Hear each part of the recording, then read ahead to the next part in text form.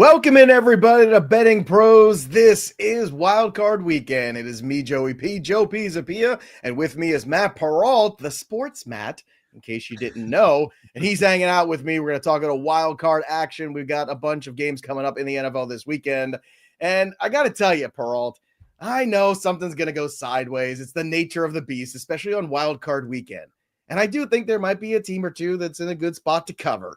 But man, oh man, it feels a little chalk to me. It feels like some of these teams are punching out of their weight class. And I feel like the chalk is kind of where I can't get away from. Matt Perrault, are you having the same problems I am as you're trying to break this down? I don't know. And good to see you. And good to do this now on the BettingPros yes, YouTube and it's channel. Good to see you too. Yeah. So it's the way I love you. It's great to see you. We're friends. Nice We're happy that Gerard Mayo's not our coach anymore. I think. Right. I think we're looking forward to that. So pleasantries aside, let's get to business. Yeah. So this was on Discord. Now we're moving over to the video side of things. So thanks for the guys who have made the transition over from Discord over here to the BettingPros YouTube channel. We'll do this every Tuesday now during the playoffs. But I think what's interesting about this weekend is that we have never seen a betting 5-day experience like this, where we have a national semifinal on Thursday. We have a national semifinal on Friday. We have 2 games on Saturday, 3 games on Sunday, and 1 game on Monday. So we have just an incredible amount of opportunities to bet on big, meaningful football games. And the first and foremost, the advice is to pace yourself, because you can get yourself in trouble pretty quickly here, because the number of prop betting markets and the number of opportunities you're going to have for both the college and the pro playoffs is going to be significant. So I think from that standpoint, be careful. Find your spots, be judicious with the picks you're going to play on. Don't just fire blindly and go crazy. I do think there's something to be said about the haves and the have-nots in the NFL. And I think we're going to learn it pretty quickly here on Saturday, because I can't wait to see what the Chargers are going to do here, because they got a shot to beat the Chiefs. If they can win this first game as a road favorite, go in, win and move on, because the Texans are, I don't know who's worse, Houston or Pittsburgh, but one of the two is just, they're both. I'd like to answer that question. Can I weigh in? Yeah. I think it's Houston, because I think when you have a team that creates the turnover differential that Pittsburgh does, that allows you to stay in games. And that also changes mojo in big games and playoff situations too. When you create turnovers, you got a guy like Minka Fitzpatrick, when you got the pass rush you have where you can get after the quarterback, you can create turnovers, you can create pressure.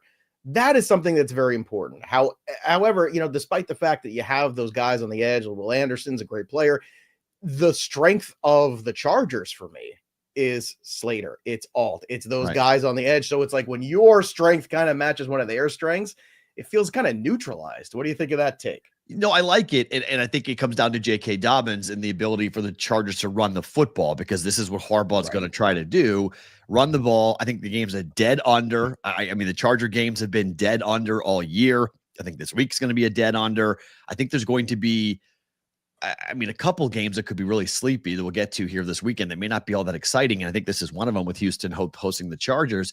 But there's just so much on the table here for Justin Herbert to change the narrative that, like, this is a guy who can live up to what the Chargers thought he was going to be when they drafted him out of Oregon, that he can be the quarterback that makes the play, the throw that they will need to, pick up a 3rd and 4 in the 4th quarter to keep a drive alive, to be able to score if they're down by 4 points. Can you go on a drive and score a touchdown and take your team to the second level, to the second season or second weekend? I'm really curious, because I like the Chargers a lot. If they go to Arrowhead, I think that's the team the Chargers that the Chiefs do not want to see. We've seen near misses in the playoffs or in the regular season between the Chargers and the Broncos at Arrowhead, where those teams are not afraid to go in there. They have experience and they're used to it. Everyone's looking forward to Buffalo taking on the Chiefs. I'm not so sure we get it, because I do think the Chargers will have a shot, but they got to get past the Texans first. I think the Chiefs are hitting their stride at the time where the league should be afraid. They got healthy at the end. Mahomes starting to drop 300-yard games. They have a week off. They know how to prepare with a week off. Not every team does. Sometimes you get that bye. You don't know what to do with yourself. Andy Reid understands what to do to prepare his team. And again, I hate that it's chalk. I hate that the World Series this year was the Yankees and the Dodgers. It was, especially as a Mets fan, it was super annoying to me. However, I will tell you, looking ahead here, it feels like a finite group here where we're still in that lock of like, there's probably 5 teams that have a shot for this legitimately. Maybe somebody ends up being spoiler. Let's start with this game though, too, because I'm fixated on this one too. I don't know if this 3 is even enough here with the Chargers. I think the Chargers are going to go in there and really kick the crap out of the Houston Texans, to be honest with you. Yeah. Being said, do you think there's any teasing of this line? Do you want to move this line at all because of your confidence level in coach and quarterback? Because I feel like coach and quarterback matter so much here when you get into the playoff, and it feels like that group is really solidified and has played well down the stretch. What do you think about this, or you want to just stay with the 3? Yeah, if I was gonna move it, I would look at the total to move. I wouldn't move the side. I mean, 3, 2.5. It's at DraftKings you can get 2.5 minus 20 right now. Most everybody else is at 3. I think that's going to be the prevailing number by the close of business today. Everyone's going to be on 3. I don't trust the Texans +9 or +10. I just don't. I think they've had such a difficult time scoring without Tank Dell. You can neutralize Nico Collins. And frankly, their running game has not been the same. Their offensive line is a huge problem. And we know the Chargers can get after the quarterback and rush it and create problems for CJ Stroud, who really has regressed. And frankly, the coaching as well has regressed. I think we were all so enamored with a first-year head coach, with a first-year quarterback, and how great they were last year. But they have really taken a step backwards, both coaching and quarterback play this year, that I don't think I even trust them at a 10-point number. I think you're right that this game could get ugly and be a 14-point. I mean, this could be a 20-3 type final. Like it has that type of feel to me where the Chargers just suffocate this offense for the Texans and they can't do anything. And we've seen them be blown out at home late in the year. I don't like the Texans at all here in this game, but I think the under is the best play. Just, it's dropping. It opened at 44. It's down to 42.5. If you like the under, I'd take it now because that number is just going to keep on going down as the week progresses. You make a great point with the offensive line of the Texans, too. Is something I brought up yesterday on the Look Ahead show. You go back and watch that on our YouTube, of course. Make sure you subscribe. And, of course, if you've got comments here, questions, drop them in the chat. And if you want a super chat, we'll get it into in this half hour for sure. Let's move on to Baltimore-Pittsburgh. This is 3.0, so third time they're going to play. I was very much on Baltimore the last time this team played. It felt like Lamar Jackson was ready to exercise the demons, and he absolutely did. And they are another team rolling, whereas Pittsburgh feels like they are rolling down the other side of the hill. I mean, losing 4 straight games. +10 is a lot in division teams. I know they are built to play each other, but Matt, once again, from everything you're seeing on offense with Pittsburgh, can they hang with Baltimore? And I don't want to take too much out of the Baltimore Ravens defense playing better, because some of the offenses that they've played here since the break are not exactly world-beating offenses. So where are you at with this 10? I know it's a big number. It just feels like Baltimore is, I don't know, the far superior offense at this point. So my co-host on my other show is from Pittsburgh. And I said to him, you won't hold that against him. So is mine, Scott Bogman. No, he's not from Pittsburgh. He just loves the Steelers. I said 9.5, and he went, it should be 10. I was like, what? He goes, number should be 10. Should be 9.5, should be 10. And we have this running joke that when Pittsburgh plays Baltimore, the number is the easiest number for any bookmaker to make. All they have to do is do 3. Pittsburgh, Baltimore, 3. It's been that way every single time these teams play. Number is 3. It depends on who's at home versus who's favored or who's a dog, but you just put the 3 up and away you go. 10 is incredible. I mean, it shows you what the market thinks of, 1, Russell Wilson, 2, the offense, but also the defense for Pittsburgh. The fact that the defense has not been able to overcome the offensive deficiencies to keep them in football games because the offense is turning the football over at such a crazy rate that the defense can't do much when their backs are against their goal line the entire game. They can't stop guys like Lamar Jackson, who's having an MVP caliber season. So I don't know. The books were at 9 or 9.5 as teaser protection for 6-point teasers. It's now at 10. I think the only way you would tease this game is by doing a 7-point teaser and pull it down to -3, which is the number we talked about, and take Ravens -3. I don't know what to do with the total. It feels like the game should fly over, just given where Pittsburgh has been this year. They've been such an over team because their offense has been able to score. But with the Pickens problem and the lack of running game for Pittsburgh, Baltimore's defense, you talk about hitting the stride, and people have talked a lot about the Chiefs getting right and getting healthy. Mm-hmm. Not enough people are talking about the Ravens defense. That the Ravens defense in the last 6 weeks has really, changed the narrative, and they're playing really well defensively. And their secondary, which was much maligned for much of the entire year for giving up huge yardage and huge amounts of scoring, has quietly turned into a playoff caliber defense for Harbaugh. All right. So we will take a look at that and see if 34-17, by the way, the last score between these two teams. So the 3 was not going to hold that time. Just saying. No. I look at this. I've watched the Steelers play these last few weeks. I just feel like they're out of their class right now with Baltimore the way they're playing. If this was in Pittsburgh, maybe I'd feel a little differently of maybe this being a little tighter. Maybe this number would be 8 or something like that. But I mean, I get it. I mean, and Russell Wilson right now, I have zero confidence in. I don't think he can do 2-minute drives. I don't think the fact that they were trying to go down the field in the first half of that game on that 4th and 1 and think, oh, it's 40 seconds. We have a timeout. We can go 60 yards. No, you can't. I mean, you see this offense. What are you thinking about? And then you give up a 3 because you go for that 4th and 1. And next thing you know, they kick that field goal and you end up losing by a couple points. That was the game there. That stupid decision. And I don't know, man. You know, Tomlin's been a long time since he won a playoff game. People are going to start chirping if it happens again. Before we get to the Sunday action, quick reminder out there for everybody. We're giving away free stuff here. The signed Dak Prescott Cowboys helmet can be yours. If you want a chance to win this bad boy from our friends at pristineauction.com, all you need to do is go to bettingpros.com/contest, complete the form, and either download the Betting Pros app, leave a review of the Betting Pros podcast, or subscribe to our social media channels at Betting Pros on X, on TikTok, and at Betting Pros NFL on Instagram. The more actions you complete, the more entries you'll receive, and we'll be announcing the winner right here on the channel. So make sure you turn on those notifications, ring that bell till it goes ding, so you can be alerted when new episodes are up, and you can claim your prize with a Dak Prescott helmet. He doesn't need it. He's not in the playoffs, so you might as well have it. All right, let's get to the Sunday action here and to continue to press along wildcard weekend. Denver, Buffalo. Number was 8.5. It's floating around. 47 is the total. 47 is the total here, plus 360 on the money line.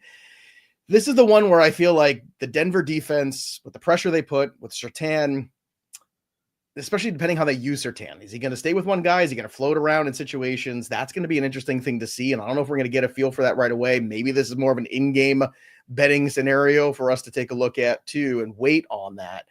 But this is the one where it feels like, at least for me, that Denver is capable of covering this. Do I think they're going to win on the road in Buffalo? No. But I do think they could be more competitive than maybe people realize. And the 8 is a pretty big number. What's your thoughts and instincts on this one? Yeah, I think Denver's getting killed. You think Denver's getting killed? Okay. Fading rookie quarterbacks making their first start on the road that's just a old betting adage. There's 2 opportunities to do it. Washington and Denver. You take a quarterback who's on the road. Buffalo has the ability to put up a really big number. And I just think this is an elite offense for the Buffalo Bills when you're going on the road to this environment. And look, it's Denver, so the cold's not going to bother them at all. Right. They're going to be able to handle the cold. I just don't think they can stop Josh Allen. I think this is a team that's going to be on a mission. This is a team that's going to say, look at, Surtain's great. He can cut the field in half, if you will. But I think they can run the football, and I think Josh Allen can run the football himself on this Denver offense, on Denver defense. And Bo Nix is a dink and dunk quarterback. That's just what he has done. Sure. I just don't think they go into Buffalo and be able to dink and dunk their way to keep the game close. And in any turnovers whatsoever, any fumbles, any mistakes, tough environment, tough game. I know it's a lot of points, but I think it's a 2-touchdown win for the Bills. What about the amount of points the Bills defense has given up, though? Can we talk about that a little bit? I mean, can they? I know they were good against the Jets. I mean, can Denver exploit? Did Denver have the weapons to exploit that? And is Sean Payton comfortable going on the road in the playoffs and saying, "Okay, kid, sling it, throw it 35 times, see what you can do"? Look, I agree. I think Josh Allen. Look, I love the Josh Allen anytime touchdown, along with the Bills to win on the money line. Like, you take those 2 things put together, it's a very simple way to approach it, where you're probably going to do well there. It might not be the most exciting number you'll get on that, but I think it's something you can invest in. And that's what I'm looking for, especially when you make that great point at the top of the show too, which is this long 5-day weekend of incredible standalone football where you're going to want to be involved in it. So maybe take This some is chalky approaches yeah, to certain games just and to I get agree. in Look, there and get action. Yeah. I think this is a money line parlay play. Okay. Yeah. I really wouldn't get involved with the line per se, because there's a big difference or discrepancy right now in the market. You can find 8.5, you can find 9.5. I mean, you can build your own middle if you want. The game falls 9, you can win both bets. So you can play around with it if you would like, but I just think the Bills aren't going to lose to Denver. So as you said earlier, chalky weekend. This is one of those just bet it and forget it type of games. I cannot see Denver beating Buffalo in Buffalo. I can't see them winning either. I can see them covering, though. If they come out flat in the first half of this game after basically sitting everybody last week, if they come out a little bit flat on there or don't take Denver seriously enough, Sean Payton's going to be very prepared. He's an experienced head coach. As you mentioned, it's not like a dome team. It's not a West Coast team. It's not a South Florida team traveling to Buffalo. This is a team where the elements aren't going to bother them. The cold's not going to bother them. There's a lot of reasons why I think this could be a very competitive contest and a surprisingly one too. The next one I don't think is competitive. The next one I think is a mud hole waiting to be stomped by the Eagles. This is the one I don't get, Perrault. 4.5, the Eagles. To me, this is the one where if I'm looking for a blowout, it's against Green Bay. Quarterback's banged up a little bit, have a wrist issue. We have no Christian Watson. Last week, Romeo Doubs was out. The total for this game is 45.5. I don't see how Green Bay had a good season. It's funny. It's coming full circle for them. They started with the Eagles. Now they're going to, I think, end with the Eagles. I think this is the game where the Eagles, with Hurts back, with Saquon rested, with that defense they have in that environment, in that building. And we all know, look, I lived in Philly for 6 years. I can tell you those people are going to be ready to go by 4:30. They're going to start drinking at 9 a.m. It's going to be a wild crowd. They're going to be out there tailgating, and this is going to be rocking at the Link. I think this is where the Eagles just roll. Yeah, I think the only way that they don't is if Green Bay's defense can keep them in the game and not allowing Saquon to go off. But that's asking a lot. I think you're right about the offense. I think, losing. The one thing about the Packers is that they've had a lot of wide receiver weapons. They've been pretty judicious with spreading the ball around. So I know the Watson ACL injury really is significant and stinks, but I feel like they're going to be able to kind of make up for that. Maybe more tight end targets. Maybe they try to do some different things in the running game to throw the ball more to Josh Jacobs, which has been successful in the past. They got to run the ball and play defense. Like if you like the Packers plus 4.5 or 4, you have to play the under because the game's going to be just a rock fight. If this game gets even close to 24 points, I think Green Bay's in deep trouble. So, I think you could look at laying this. Also, you may want to wait and see if this number climbs. This could be a teaser option as well. It's going to pull it down or go money line parlay. You could take the Bills. You could take the Eagles. I will be very surprised that on Sunday, if any of the home teams lose, and I think the only one would be Tampa. We'll get to that game here in a second, but I think you could do a 2-leg money line parlay. It's not going to pay you a ton, but I think you can take the Bills and take the Eagles and then maybe find something else that you like, because I would be stunned if Buffalo or the Eagles lose on Sunday. Look, I'm not saying Christian Watson is, Justin Jefferson here. My point is that you need all hands on deck to go against a secondary that good. Yep. And I think the Eagles are going to dominate time of possession in this game. And if they have a lead, now you can't run the football and do what you want to do as Green Bay down the second half of the year. And that's what they kind of became, right? LaFleur started running the football more. They started winning games, no turnovers, all that stuff. That's fine and dandy, but that's not going to work against this Eagles team on the road. It's just not going to do it. The next one is intriguing. Jaden Daniels has had a penchant for coming up big in big spots, 12 touchdowns this year in the fourth quarter or in overtime. That's an astounding thing for a rookie to put up. Still, Tampa at home, 3-point favorites. I think that's right. It feels like it. 50.5 is the total, the highest total of Wild Card Weekend. Do you think it's too high? Yes, I think it's too high. Just from a playoff perspective, it's too high. I just think there's an old adage, take the highest total on the board, bet under. And it's a high total. 50.5 is a high total in playoff football. Baker Mayfield as a favorite has not been good, but Jaden Daniels has been tremendous at home against the number. 7-2 against the number at home. 3-4-1 on the road. You got a team that's won 2 in a row, and if you go all the way back, they have one loss, Tampa does. You go all the way back to the 24th of November. You got to go back to the 10th against San Francisco for the other loss when they lost to Dallas on the road. That was a little bit of just like a what the heck happened to Tampa in that game. They've been really good at home, beating New Orleans by 8, beating Carolina by 34, beating Vegas by 15. I look, fading rookie quarterbacks is something that a lot of people are going to do. I don't think you go broke doing it when it comes to a playoff game.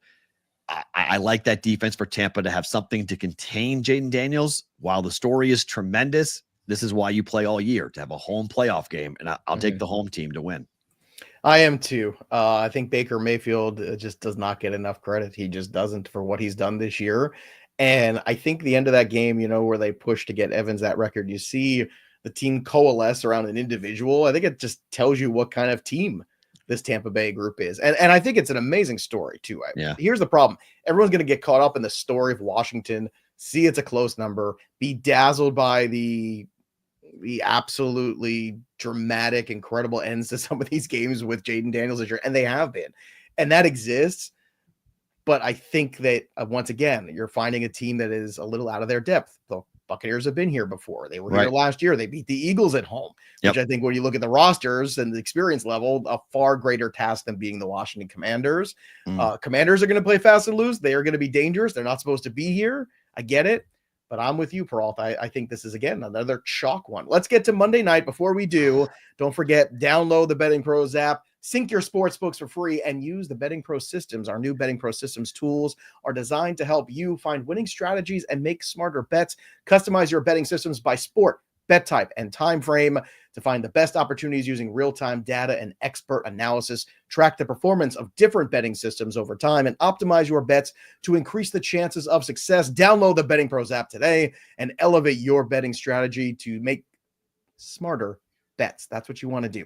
All right, let's make a smart bet here on this last game. Monday Night Football. How much do we want to take out of what we saw on Sunday night? Is Sam Darnold just not a guy for big spots, or is that a blip on the radar and it's good to get it out of his system? Because right now you get Minnesota -1.5 in some markets. You got the Rams +1.5. Now the Rams don't have a home field advantage. Right. The Rams, I don't think, have a defense nearly as good as the Minnesota Vikings. I'm sure you would agree with that. Yet this game is basically a pick'em. I think people are looking way too much into last Sunday night. Your thoughts? Well, I think it's also the fact that the Rams beat the Vikings earlier this year in this building by 10. Fair. So I think it's got as much to do with last week as it does. And the last time they lost up until week 17 or 18, I should say. We've seen this matchup already, and it didn't go very well. Now, you can talk about the face mask call that wasn't called in that game in the end zone that everybody who was a Viking fan was yelling and screaming about, saying, wait a minute, this is ridiculous. And I do think Ray is right. I do think a lot of people are going to be headed over from Minneapolis to LA to buy tickets to be in this. There'll be a lot of purple in the building. There's no debating that. It's not going to be a home field. I don't know. Maybe even a silent count might be necessary for Matthew Stafford, given how loud the Viking fans may be coming into this. Look, this is a really hard game to bet. And I look, the Rams are a fun team. They're a really interesting team, but 11-5-1 ATS for the Vikings this year. Forget the wins being 14-3. They've been tremendous against the number because the market just hasn't believed in them. Professionals all year long have said the Vikings are clowns. They're not good. They're completely overrated. And they've bet against them for most of the year. And they've lost betting against the Vikings for most of the year. If I had to take it, fine. I'll lay the 1.5 points with the Vikings, but I'm not going to like it. This is going to come. I'm not going to like it. I'm telling you right now, this is going to be this is a hard button to buy here because I think the Rams are completely live at home with Sean McVay up against one of his former coaches, asking Sam Darnold to do something that none of us thought he was going to do in his career, which is take a team and win a road playoff game. I mean, if you knocked someone on the head 5 years ago and woke up and were like, hey, Sam Darnold's going to play quarterback for the Vikings and win a road playoff game, you'd be like, shut up. No, he's not. What are you talking about? I don't care who he's playing. It's not happening. So it's trying. I mean, if he wins this game, Sam Darnold makes $40 million next year. He'll be a $40 million a year quarterback. He wins a road playoff game. He's cashing in a gigantic amount of money. So he has a huge, huge game. And that's very scary, to be quite honest, because I'm a Patriot fan and I remember Sam Darnold with the Jets. I do. Seeing ghosts, Perrault. Seeing ghosts. Ooh. Yeah. Hot take. Watching him, that Minnesota game last week, I really thought Minnesota was going to keep it close and be there. And they did in the first half. They had the opportunities. They missed them. And I think what happened was when you watched Darnold in the red zone miss that one, it kind of snowballed into the next one. And then he started to press. I think the best thing for Sam Darnold is Kevin O'Connell, because after the game, Kevin O'Connell basically said, "We'll see you in 2 weeks." Right. That's what he said. And that mindset, I think, that was Dan Campbell saying it to him. I'll see you in 2 weeks. Yeah, well, I mean, after the but game. Kevin O'Connell coming around and basically having this feel of, yeah, okay. I think Kevin O'Connell's that right coach for Sam Darnold to say, to knock it out of him. I think Darnold is that guy that will press in those big spots and have those things. And I think it was good that it happened now because he's never played in a game that important in the NFL. Let's be honest. Or maybe in his career. Let's be honest. Like, I don't think he's ever played in a game quite that pressurized at this moment in this situation on that stage. Never with the whole country watching like that. Maybe it's best that he got that out of his system. Maybe, or maybe it's a sign. I think the Vikings are going to go in there again. I think this line is not giving the Vikings enough respect, as no one has all year. I think maybe, just maybe, everybody is right. The Lions are just the class of the NFC by a large margin, and in that building are very tough to beat. But my goodness, I think that people are putting a little bit too much into that, because if Justin Jefferson comes down with one of those balls, if one of those balls in that red zone comes down in the right spot where the touch is okay and it's not overthrow, maybe, just maybe, that game mentally doesn't go the same way it does in the second half, where the Lions just made adjustments and opened up. Again, in division games get a little wacky. You're right. The Rams did beat them last time. It was controversial, but I think all of those things are lining up here. I don't think the Vikings are going to disappoint yet. I want to emphasize the word yet.